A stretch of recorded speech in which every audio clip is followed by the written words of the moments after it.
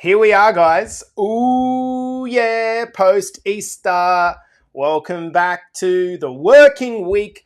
I hope you're having a beautiful start to the week, guys. And we are back with another episode of the Better Body Academy podcast, which will be kicking off in just a touch over 2 minutes. So, like I said, hope you had a beautiful Easter. As you're coming into this one, I would love for you to say, I'm here. Say hi in the comments so I can see who it is and who's ready to rock and roll for a new week. I think one of the things that we do is like post-Easter or post any public holiday. I guess it's natural, but we tend to think, oh, you know what? The working week's already like a day down. And so we kind of just push it away, right? And we're not really interested in the rest of the week.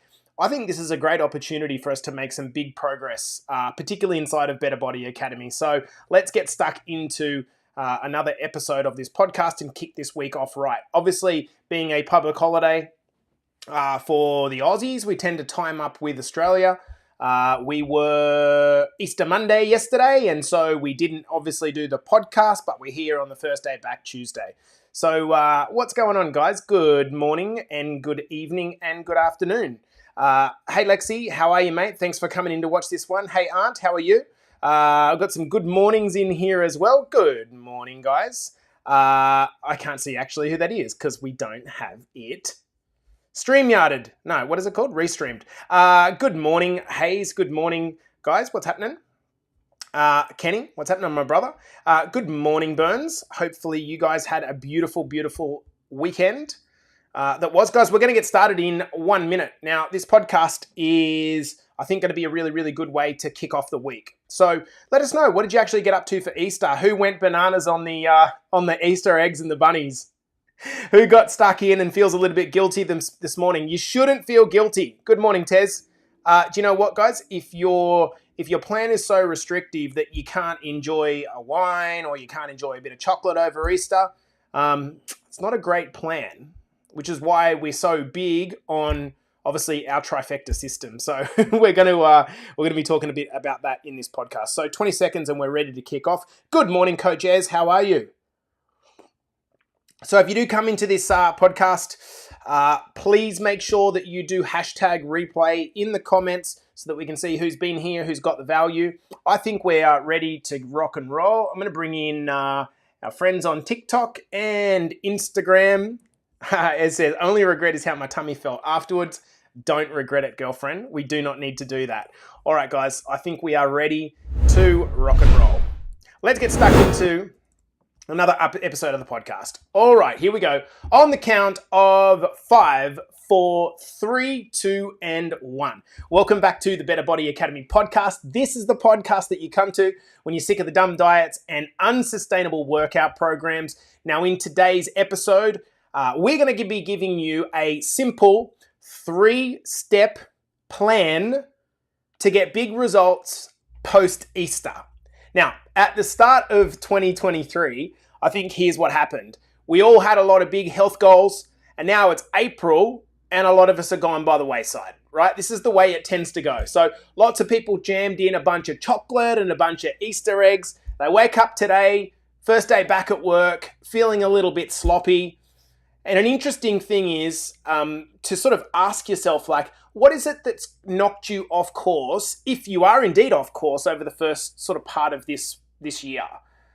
We sort of set these New Year's resolutions, right? And I think one of the biggest things is that we try to be perfect and we try to do it, the transformation that we're doing, without failure. And then at some point, it becomes unsustainable. So let's learn from that mistake for the rest of the year, okay? So with Christmas, New Year's, and Easter out of the way, we have a long runway now to put some focus in. In the Northern Hemisphere, obviously summer is 2 to 3 months away. We're going to be getting our shirts off. The sun's going to finally come out and we're going to start feeling good. And in the Southern Hemisphere, I feel like it's the work that we do now that's really going to count when the sun comes out towards September and October. So in this episode, what I'm wanting to do is draw a line in the sand and help you with a plan going forward to get in the best shape that you can for the rest of this year and towards the end of the year. So It's a 3-step process that I'm going to give you here, okay? A very simple 3-step process. Let's get stuck in. Step 1, we need a long-term plan. And I'm going to spend a bit of time discussing this because I think this is where a lot of people get it wrong. By this, what I mean about a long-term plan is, what is the goal and the strategy to be where I want to be, let's say, by the end of this year? Now, there's lots of people that are going to say, oh yeah, I've got a plan. Of course I've got a plan. That's obvious. But the problem is, the plan is fraught with errors. Okay? Firstly, it's based on the next month or two. We're so short-sighted. We've got a plan for the next month or two, but not beyond that. Or it's based on losing weight, which is good, except there's no plan to maintain the weight lost. Maintaining weight loss is far harder than losing weight. It's based on only what you want instead of giving full consideration to what you're actually going to need to do to achieve it. So we focus on the goal, but we don't focus on the strategy. And following on from that, if it's not the right plan, what's going to happen is you're going to spin your wheels, get frustrated, it won't be sustainable, and then you'll fall off again. The number one factor, now listen up, guys, the number one factor that determines whether a client gets results long-term or not is a word beginning with A. Can you guess it? It is adherence. People focus so much on how many sets should I do and how many days a week should I work out and what's the perfect plan. But the reality is you can have the most perfect plan in the world that would deliver good results if you followed it. But if you don't follow it, either because it's too overwhelming or you're not committed or whatever, then it's not going to work. Simple. So adherence is the best thing, the most important thing that we should focus on. Doing the thing, setting a plan, and following the plan that we lay out for ourselves. I think one of the most common reasons that people fail is they have no plan or the wrong plan. And so what happens is they don't see results coming initially, which causes them to feel frustrated, which is completely natural. I'd be frustrated if I was going to the gym every day and not getting any results. And so because they feel frustrated, they give up with this feeling of maybe guilt or shame. And they stay there until they feel motivated enough again to start again. Imagine the approach of, let's say you were building your dream house, okay? And you asked the builder, okay, cool, can you just show me what the plan is, what you've collaborated on with the architect? And he told you, I don't have a plan. Instead, why don't you just trust me? I'm going to go and work on it, and I'm going to work hard every day. But you're like, where's the plan? You'd want to see a plan. But that's how most of us approach our fitness, right? We set a goal on what we want when we're feeling really motivated. And this is part of the problem. We set goals when we feel really, really motivated, and then 3 to 4 weeks later, when the motivation has naturally dropped, the shiny object has just worn off a little bit, life kicks us in the ass, and then what? So rather than overcommitting from this point forward, let's stop and take a long-term approach. If you want to do this, if you want to transform forever, your mantra should be that consistency is far more important than intensity. In other words, what can you commit to between now and the end of the year? Ask yourself literally, what could you commit to for between now and the end of the year? When you're motivated and when you're not motivated. When you're busy, when you're not busy. When the kids are kind of sleeping and when the kids aren't sleeping. Here's the reason. Being able to commit and then follow through builds momentum and motivation, and most importantly, it builds our self-belief. But what happens when we don't follow through? When we make commitments that are pie in the sky and then fail, it weakens our self-esteem. So we're far better to just dial it back a little bit, work out what we can commit to for a longer period of time, and stick with that. I think that this is the problem that most people face in getting in shape. They see themselves as a short-term project. What I mean by this is, I'll do this for a few months, get in shape, and then relax and go back to what I did before. Like, who knows exactly that series of thinking? Like, all right, I'm going to commit for the next 2 months to my fitness goals. And then after that, I'll go back to working on my career or my relationships or whatever. But it's like this 1 or 2 month goal. That's why it didn't last, is because we think to ourselves, once I've lost the weight, things will be easy. But the reality is, if you put on weight by doing the things that you used to do, then the moment that you stop doing the things that work, you go back to putting on the weight again. The goal of any transformation, guys, should literally be a transformation of your lifestyle, not just what you do. Because the way you live and the way you think are going to determine what you get long term.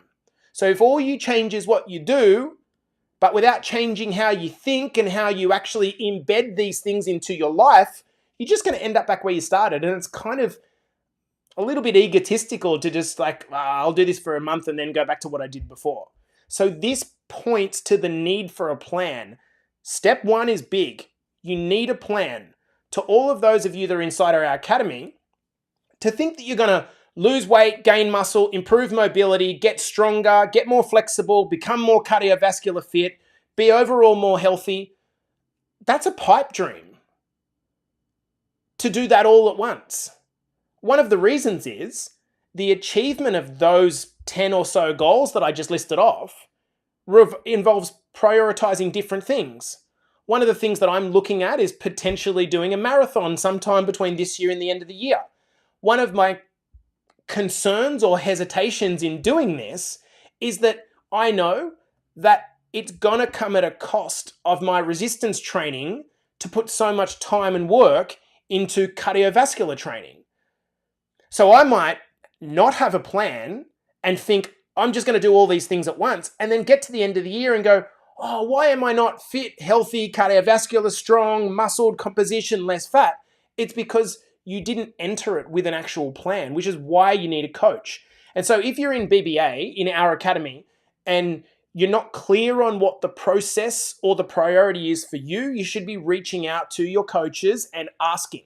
Here's an example of what I might mean by having a long-term plan. So let's say you are 20 kilos overweight, maybe, and you've been eating pretty poorly, like just doing whatever for the better part of the last 10 years, right? So maybe you're decently confident in a gym, and maybe you just haven't trained for a while. But ideally, you'd like to be able to build yourself up to doing maybe a 10K run, let's just say. So that was the situation. Well, what would a plan look like? For me, I guess a plan would firstly break what's left of the year down into quarters or 3-month chunks. So for the first 3 months, I would want to get 10 kilos off you so that the strain of you running is not happening with extra weight on top. That would mean following the basics of the trifecta system that we teach you inside a Better Body Academy. This would mean following a meal plan that you don't have to think too much and gradually starting to track your nutrition. It'd mean drinking 3 liters of water a day. And it means if you're used to doing 2,000 steps a day, then maybe try to get it up to 3,000 this week and 4,000 next week and hold it at 4,000 until you can get to 5,000. That's a plan. Let's not even worry about the gym for the first 2 or 3 months until you feel that you can take it on and stack the habits that you've built. Now, I know that you might want to build up to running, for example. Great, that's a great goal. But let's first get your step count up to 8 to 10,000, rather than trying to go from having a step count of 2,000 to running a marathon. A good place for you building your cardio in the meantime might be to, say, add 15 minutes of cycling at the end of a workout. By the end of month 3 or 4, you'd be wanting to track your food and you'd be wanting to make some changes to the way you eat, basically by employing the techniques that we give you inside of our academy and ticking them off from the calorie cutter document. Now, let's say in 6 months you were 15 to 20 kilos down.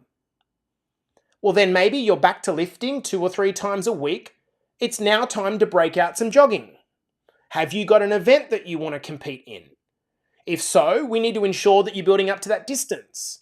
Are you happy with sacrificing some body composition goals for cardiovascular fitness? The point is, and I've spent a lot of time on step 1, is that you need to clarify both what you're wanting and how you're going to go about getting there. Because wanting it all and having an all-encompassing plan that's not really well thought through is going to lead to you getting none of the things and being super, super frustrated. I'm going to finish off this step with repeating something from Atomic Habits, which I think is a great phrase. Winners and losers have the same goals. Okay? It's going to be the plan of implementation that makes all the difference. So step 1 is to have a plan. Can we rule that under? Are we good? Let me go, right? Now what we're going to talk about is we're going to talk about step 2. This is a 3-step plan. We need a plan. Next, we need to tackle the things that give us the biggest bang for buck. Okay? Pretty simple. It's really weird for me that one of the first questions that someone asks when they start a transformation is, what supplements should I be taking? That is so fucking unimportant. It's like crazily unimportant. What we want is for you to see momentum so that your motivation builds, and we want you to see momentum and results early. Because what happens when you start seeing results early? You get more motivated, right? Clearly. So for this reason, let's not worry about the supplements. Let's worry about dealing with the biggest issues first. Now, if you're inside Better Body Academy, you'll know that we've recently started doing daily check-ins on a number of things. Nutrition, how many calories and how much protein you're having, your steps, your resistance training sessions, and your sleep. 5 things, 4 or 5 things. Why do you think we chose those things? Why did we choose those things? Why did we choose those things?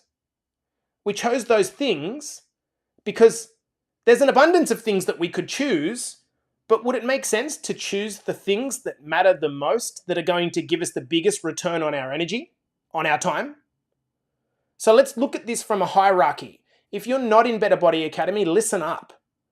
The things that you need to focus on if you're wanting to lose 10, 20, 30 kilos this year, in order. Number 1, nutrition. Given that most people have a weight loss goal, their nutrition is the main source of their issues. Then it makes sense that we target the main thing that's the problem, right?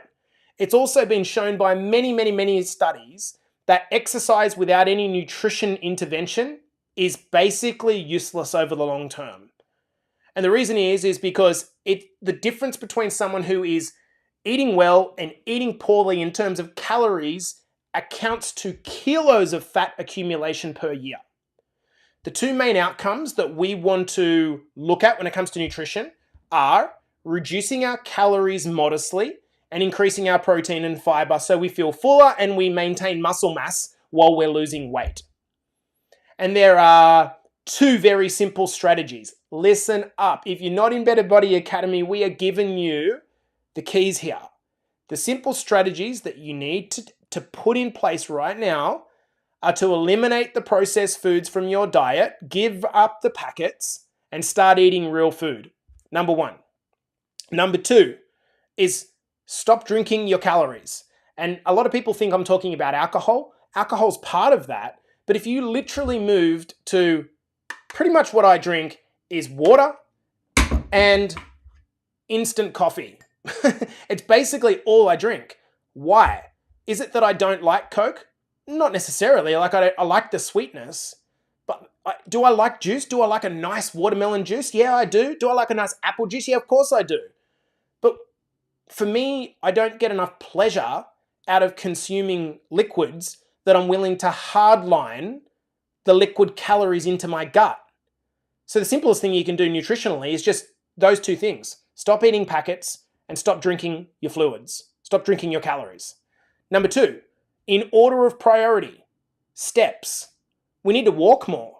You want to get in the best shape of your life. You want a long-term plan. You think that I'm going to say you need to have this supplement stack and no. Stop eating packets.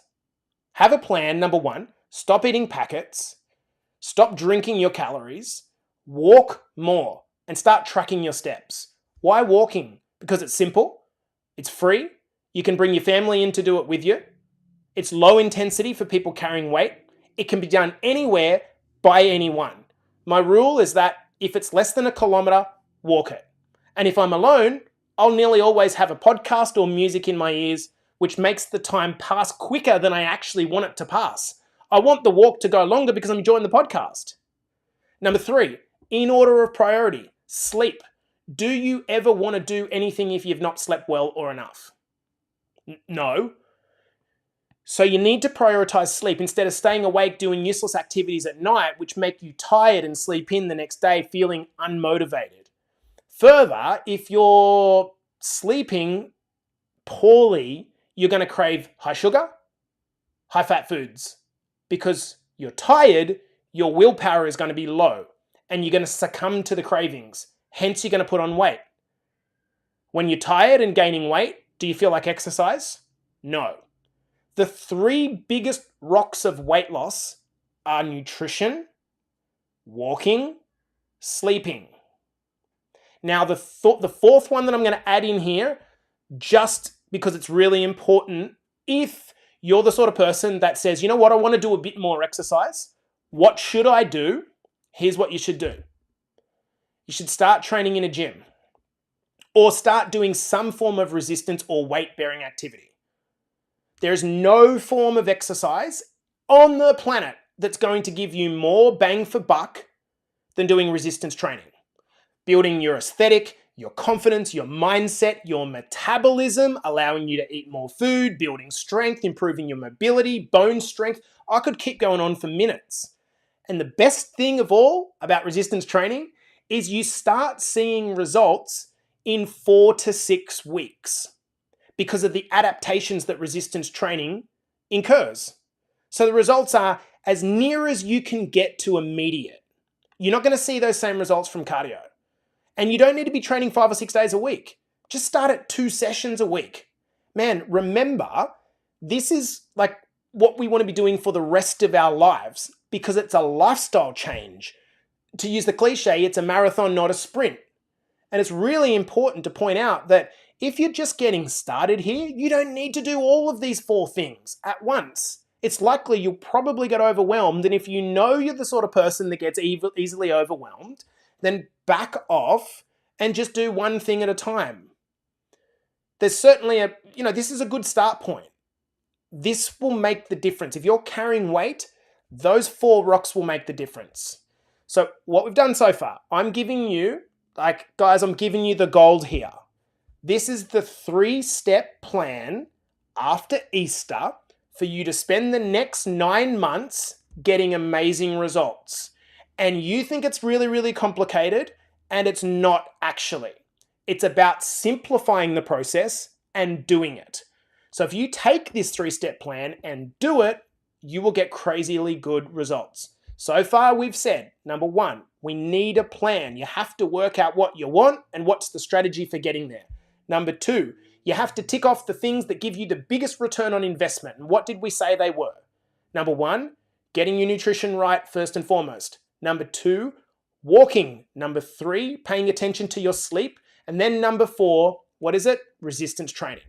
Now I've got the final step, okay? The final step is, and I know there's a lot of people in Better Body Academy right now that are right at this step right now or approaching it or feeling like they're approaching it. And that is to only make changes to your plan when you genuinely plateau. So let's talk about what a plateau is, because I know a lot of you listening will feel like right now I'm in a plateau when you're actually not in a plateau. We need to ask ourselves the question, are we referring to a fat loss plateau or a weight loss plateau? Or a total results plateau? Are we talking about a fat loss or weight loss plateau or a total results plateau? Plateaus are challenging and are definitely part of any transformation. But people get scared and anxious when they don't lose weight week to week and they say, I'm in a plateau, and they point to it. A week between not losing weight. And that anxiousness for me is born out of the person feeling that they're just here to commit for a short period of time.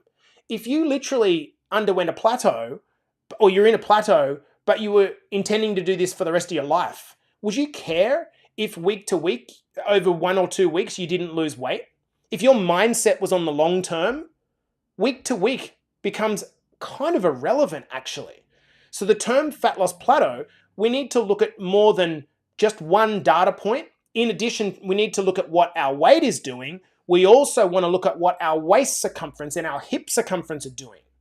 Only then, if we see no changes for 3 to 4 to 5 weeks, would I call it a fat loss plateau. Okay? Until then, it doesn't mean that you're not progressing. And if you haven't lost weight, but you've lost centimeters off your hips or your waist, then you've lost fat because you don't have a waist muscle. Does this make sense? We also need to ask ourselves, we need to think of fat loss as a tug of war. Okay? It's a tug of war between what you aesthetically want, we all want to look good, and what your brain wants, which is to keep you alive. It often happens that someone will not lose weight. Who's gone through this? Like, let me know in the comments, guys. You won't lose weight for, say, 3 or 4 weeks, despite feeling that you did everything right and your effort was high. And then on the 4th week, you suddenly lose 2 or 3 kilos. And it's like, I didn't even try that hard this week. I kind of gave up a bit on myself. What actually happened was you won the adherence battle. So this game of tug and war that you're having between what you aesthetically want and what your brain wants in terms of keeping you alive, you won. So remember, fat loss doesn't happen in a straight line. Now, even if you were in a genuine fat loss plateau, ask yourself, am I looking at the right thing? Does this mean that I'm in a total progress plateau, a total results plateau? What, for example, you lost no weight for, say, 3 to 4 weeks, but you were building strength. Maybe your squat has gone from 10 reps at 50 kilos to a month ago, and now you're squatting 10 reps at 60 kilos. That's a 20% increase in your strength. 20%. Imagine you lost 20% of your waist circumference. If you're looking to the wrong thing and you're only looking at weight, you're eliminating this huge amount of opportunity where you're progressing elsewhere. My point is, if you only look at one metric, you're going to feel like a bit of a failure most of the time when you're actually succeeding on a higher level. Does that make sense? The irony of this is that we give up because we feel like we're failing because we're not seeing changes on the scale. Yet, because your strength is improving, it's likely that you are building some muscle. Because you're building some muscle, your metabolism's getting stronger, and actually you're setting yourself up for an amazing future fat loss. But because you didn't see the immediate fat loss on the scale, you give up. This is another reason why when you're working just by yourself alone in solitude and you don't reach out to your coach, you don't ask questions, sometimes you're just too close into the forest to actually see the trees. Now, if we feel like, okay, love everything you've said then, Jace, I am in a genuine plateau. My strength is not doing anything. I don't seem to be changing in my photos. My waist is stable. My waist and hip circumference is stable. My energy isn't changing. Nothing's really changing. This might be the time to add something in, but only if you feel like you're in a genuine plateau. And there are numerous things you can do. Don't add a ton of things because once again, you're repeating the issue that you always do, which is to take on more than you need to take on. Instead, just add one thing. What is the big rock that will shift you back into a calorie deficit position if you are in a position of wanting to lose weight? Does that make sense? For example, here are some ideas. Guys in Better Body Academy, listen up. If you are flat with your results. You're doing everything right, inverted commas. What can you do? We don't want to just add a bunch of things. We want to add one thing, change one variable, add one extra thing, something that's going to give us maximum bang for buck. Here's some ideas. You could increase the intensity of your gym sessions. What do I mean by this? Focus on really dialing it in. A lot of people go to the gym and they do the same thing for 10 years. They're lifting the same weights for 10 years. And it's not causing them any adaptations because there's no change to the intensity, either increasing the weights or increasing the reps.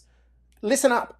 Are you in the gym just going through the motions? Are you doing the same thing that you were 5 years ago? And if that's the case, that's part of the issue. So one of the ways you can swing yourself back into progress, into motivation and momentum, is increase the intensity. Look, where can I put 2 pounds on here? Where can I put 5 pounds on here? How can I go from failing at 8 reps to 9 reps? That's what we're talking about when we say intensity. So first I would look at intensity. Then what I would do is I would say, okay, well, I might now add an extra day. So let's say you'd been training for 3 days a week at a certain level in intensity. You hit the intensity up a little bit and then you didn't quite get much bang for buck with that. What are the next options? That's when I would add a third day. Okay? What else could you do?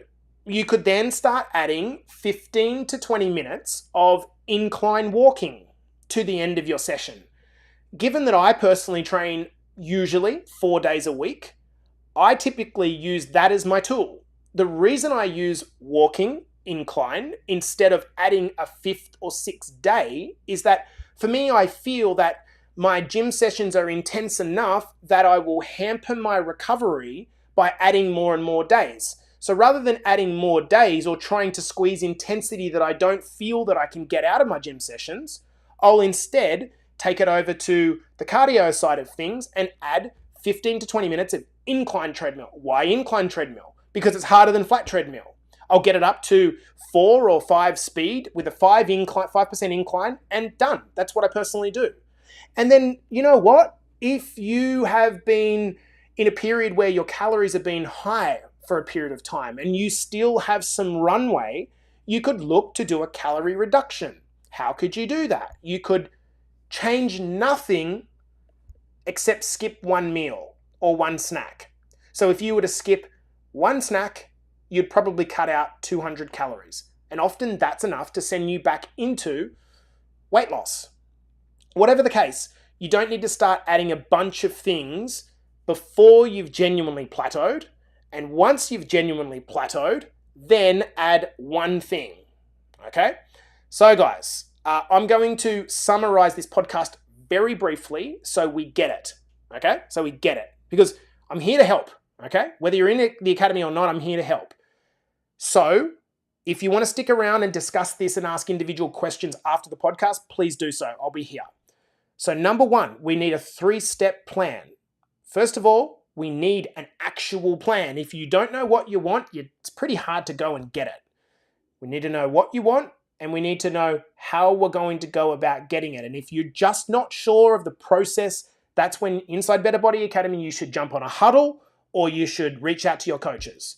Number 2, we need to tick off the big rocks, okay? What are the big rocks? What are the things that's going to make the most amount of difference? They're going to be getting your nutrition right, asking yourself, number 1, nutrition. Number 2, my step count.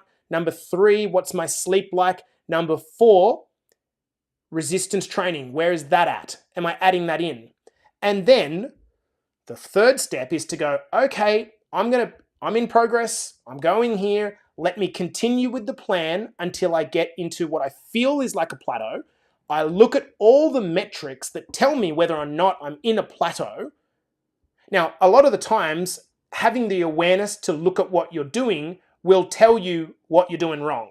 As an example, going through this list here, I would bet half the people watching live might actually go, yeah, you know what, I've kind of slackened on my steps a little bit and that's the main thing. Or, yeah, you're right, like over the Easter period, I kind of just didn't really train too much and that's just what I need to get back to. Or, you know what, when I think about it in hindsight, the intensity of my gym sessions, I'm just like, I haven't been in the zone. And so I've just kind of been going in half-assed and just leaving after 30 minutes type thing. Sometimes running this template back will help you. If you are trying, everything looks good, but the scales aren't budging and you feel like you've still got more to lose, then what we need to do is create a pattern interrupt. All that's happening at the moment is your body is telling you that whatever you're doing, doesn't matter what it is or what effort you think it is, whatever you're actually doing is in maintenance to what you need to do to maintain weight. Drop the emotion. Doesn't matter. Drop the emotion. Drop the attachment to it. Whatever you're doing currently, you're in maintenance. Whether it's good, bad, or otherwise, you're in maintenance. That's why nothing's changing. So that's the occasion of which we may need to add something in: intensity, steps, an extra day, cutting the calories. And of course, inside Better Body Academy, if you're just not sure of the answer to that, then you reach out to the coaches and ask questions. Does this make sense? Guys, I'm going to love you and leave you there. Hopefully that has been helpful to run through that template. So many people will just do nothing about this podcast. That's the reality of podcasts. People think that the work is listening to the podcast. No, the work's not listening to the podcast. The work is implementing and what you learned during this podcast. So what did you learn? Go and implement one thing today, and then watch 2 or 3 weeks later, you're back into momentum, and it's because you focused on the process, not the outcome. This has been Jace from Better Body Academy with the Better Body Academy podcast, the podcast that you come to when you're sick of the dumb diets and unsustainable workout programs. Of course, I'll see you in the next episode, and to Instagram and TikTok. Happy, what is it? Monday? Tuesday? Whatever it is for you. Have a beautiful afternoon. We'll chat soon. Okay, so let's talk, team. Just shutting off these other ones. So does this podcast make sense? We've got 13 people who are sticking around live. I'm going to assume because there's maybe some questions here. What you got for me, guys? What you got for me? You know, like whenever we put up a headline like this, I think the natural human tendency is to be like, what hack's Jace going to talk about here? What hack? Like what secret is going to really come out of this? I've got a sign on my wall here that success is totally not sexy. It's like, it's fucking obviously at sometimes very boring, right? And so it's a willingness to do, I'm not saying have a boring life, but it's a willingness to do the repetitious things until they become second nature that determines what you get. I should also point out that it's natural to have periods of our life where I don't think we're meant to be progressing massively. And I don't know if you're still with us, Matty Harvey, but I think you're a great example, man. Like a really great example. You're a great example, Matt, of someone that's undergone a phenomenal physical and mental transformation. Like phenomenal. It's habitual. But the thing is, you are you're enjoying your life as well. So I don't think that there is anything wrong here, Matt. I know that in your mind, you're kind of like, I need to be more accountable. No, I don't think so, Matt. I think you're at a point, mate, where you've really done the hard work, right? And that's great. Now you've boosted your metabolism. You're in a great metabolic position for a man of your age. Now it's about, okay, how do I tread the line between enjoying my life and still doing the thing? Does that make sense? Joe says, let me ask the question. All right, so I'm in my early stages and I'm probably doing some things to change it up. Example, upping my weights when I need, etc., or doing cardio.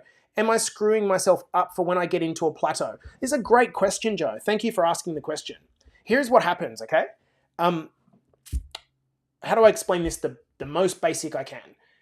Not because you're simple, Joe, because I could complicate it and it's no point.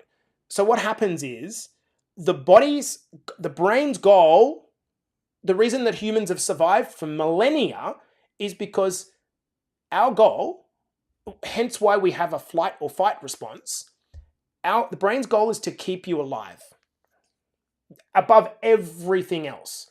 We could go back to Maslow's hierarchy of needs. What's the most important thing? Keeping a roof over your head. Security, right? That's all because the brain's highest goal is to keep you alive. So, at the start, I feel like the body wants to give up some fat, right? Because it wants to give up some fat because of the fact that hauling around body fat is energy depleting for the body. It's draining. But then at a certain point, pretty soon, 3, 4, 5, 10 weeks, it switches to, oh, hang on, Joe's lost 5 kilograms here or 10 pounds here. If this keeps going like this, what's going to happen? Like, I'll run out of food. So then, what is the body's way of combating that? Twofold. Number one, it increases your hunger because it thinks to itself, well, actually the best thing I could possibly do here would be to get Joe to eat more, right? So you're going to get cravings. That's why whenever you're in a deficit position, people think it's weird that they're going to be a little bit hungry. You're nearly always going to be a little bit hungry. Even if your protein and fiber is high, you'll still have periods of hunger.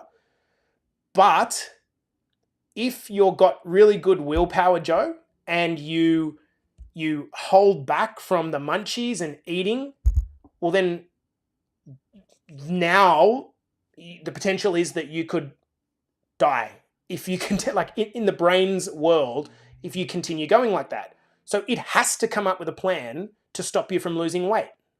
So what does it do? Well, it can't do it. I'm giving this girl the cravings and she's not, what do you call it? Forgoing. So what do? I go over to the calorie burning side of things. And so what we do is it will slowly turn down the things that are unnecessarily calorie burning stuff. Here's an example. Your metabolism can slow down for 2 reasons. Number one is because the body is trying to correct the balance in your calories. But secondly, because all of a sudden you're more efficient at using the calories you've got because you're healthier and less weight. So it's twofold. So calorie burn slows down. The other thing that sex drive, for example, can slow down. Here's a great one. And this is a really insidious one, and it's the key reason why we track steps. We exercise more, but the body says, well, hang on, if I let Joe exercise a little bit more, what I'm going to need to do is when she's not exercising, I'm going to make her really tired and lethargic. And you're tired because you've just exercised, right? But then what happens is what's called your NEAT. Because you're tired, your NEAT, your non-exercise activity, slows down. As an example, people overcommit to exercise, and what do? They go home and they're so fucking tired and depleted that they start snacking and they eat back double what they burned in the exercise. So actually, from a calorie standpoint, they would have been better to not do the exercise in the first place. Does that make sense? So that was a very long-winded way of coming back around to your question is, if you try to do, like you really push hard at the start, you will get quick weight loss, but it's highly likely that you'll just go into a plateau too quickly, number one. And number two, it won't be sustainable for you to continue to operate at the level that you're operating at. So actually what you'd be better to do is just do what's necessary to get the weight moving. And as you get into genuine plateaus, what do? Then you add a thing in. Most people, however, Joe, don't want to hear that. Why do they want it? Don't they want to hear it? Because they're only thinking short term, right? And so they're just thinking, I need to get this weight off in the next month, 2 months, 3 months, when actually what you'd be much better to do is think, okay, I'm going to be doing this for the rest of my life. So what do I need to do to make sure that I'm in progress and I have a plan? So if you're just like, to your question, upping my weights, putting in the cardio, going down in the calories, doing incline treadmill, it's too many things. You'd be better to wait until you get into a plateau so that you don't get into a plateau so quickly. Long-winded way, but I think it was a great question. Maddie says, should I add calories from this week as you discussed? Matt, it would, it'd depend. Look, I don't think this is a perfect science. When you're talking about reverse dieting, the way that I would tend to think of this, Matt, is let's say that you're 5 kilos from your ideal weight goal. Okay, there's two things you can do. So let's say that you're at, I can't remember your numbers, but let's say you're at, your best weight is 78 kilos, but you're at 83 kilos. Let's just say that's the situation. From here, if you've been in a dieting phase for a while, you could do a couple of things. You could, one, try to play the short-term role, the short-term gain, which is to cut the calories more or increase the calories. In other words, create a calorie deficit some way. That's the first option, which will likely give you some initial progress. You might get down to 82, 81, 80, 79, etc. The alternative option, Matt, is to say, well, you know what? I've lost 10 kilos. My calories are at 1,800 to 2,000, which isn't a lot for a man. Okay? What I'm going to do is I'm going to play the long game. And so I'm going to start adding reverse dieting. I'm going to start adding the calories back in, understanding that in the interim, in the next 3 months, I'm probably not going to lose much weight because I'm adding calories back in. But what I am doing is strengthening my metabolism, building it back up again, pivoting my focus to strength, getting really fucking strong. And then in 4 to 6 months' time, once I've pushed out my calories and I'm back at 2,500, 2,600, something like that, then I've got a big runway to do a cut just before summer, as an example.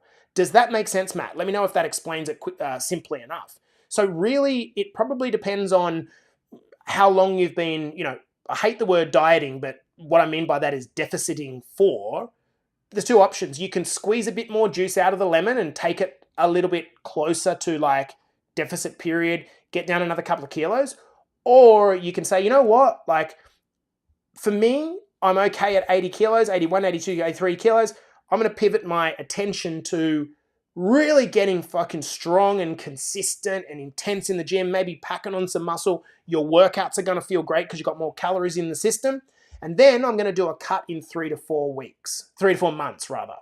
The problem that a lot of people do is they interchange the cuts and the, for lack of a better word, reverse diet or bulks. They do it too quickly. The mistake, Matt, would be for you to say, okay, I'm going to introduce calories now. In a month's time, I'm going to do another cut. I'm going to introduce more calories, then I'm going to do another cut.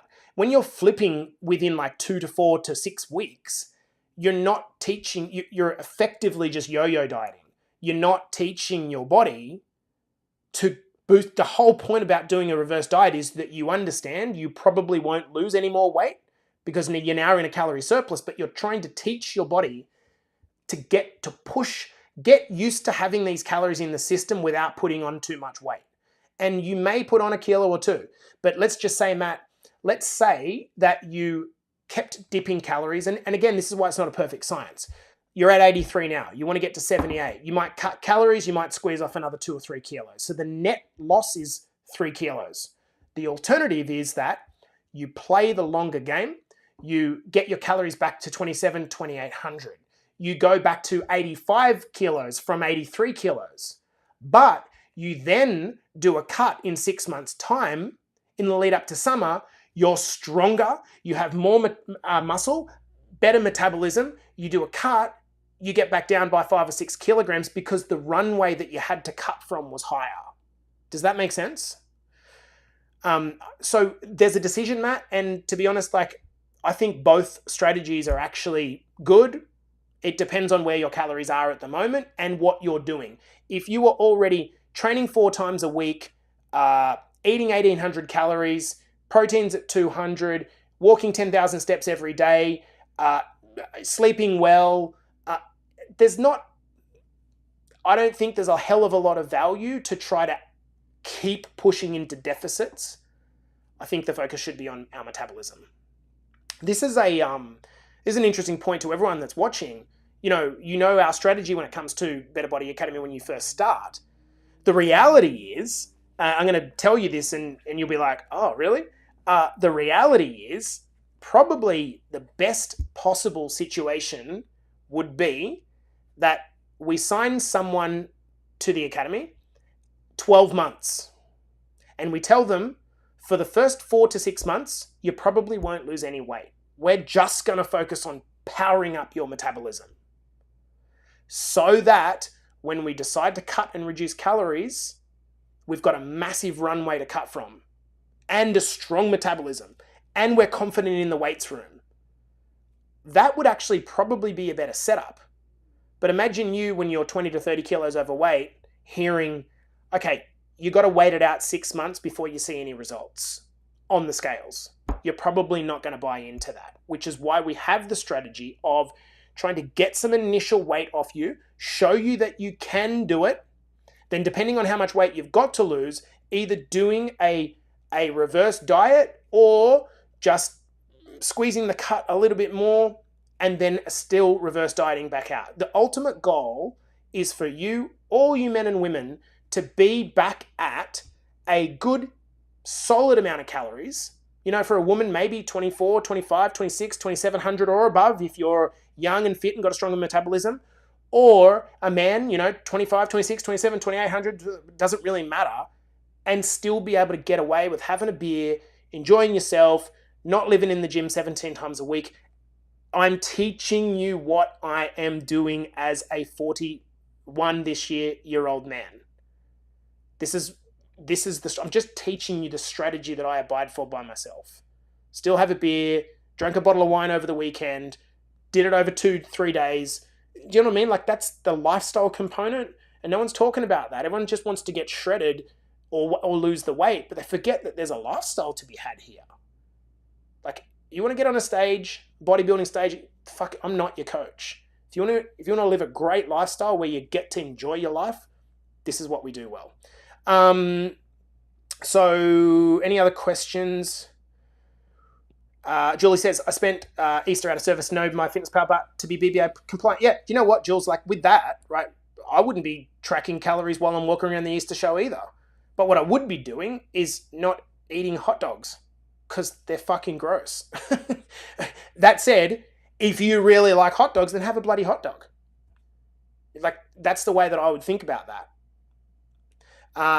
After this podcast, I'll deep dive into what's missing, but I was amongst 25-year-olds and I was in the best shape of my life. So thank you, BBA. Oh, that's so good, Jules. Okay, guys, any other questions? Facebook, there's a little bit of a delay on any questions, but if that's not it, we've been here for nearly an hour. So if you've stuck around this whole time, Jesus Christ, thank you so much. Hopefully you got some value out of this chat. I'd love to do this, so often. I'm putting in some things in Better Body Academy, which allows me to do more podcasts. That's the idea. So building our team, getting good, solid sort of processes and systems in place. By the way, we're going to really try. The merch goes to print on next Monday/Tuesday, it should be. So hopefully you've got it in 2 to 3 weeks. Pretty excited about that. Anyway, guys, love you and leave you. Chat soon.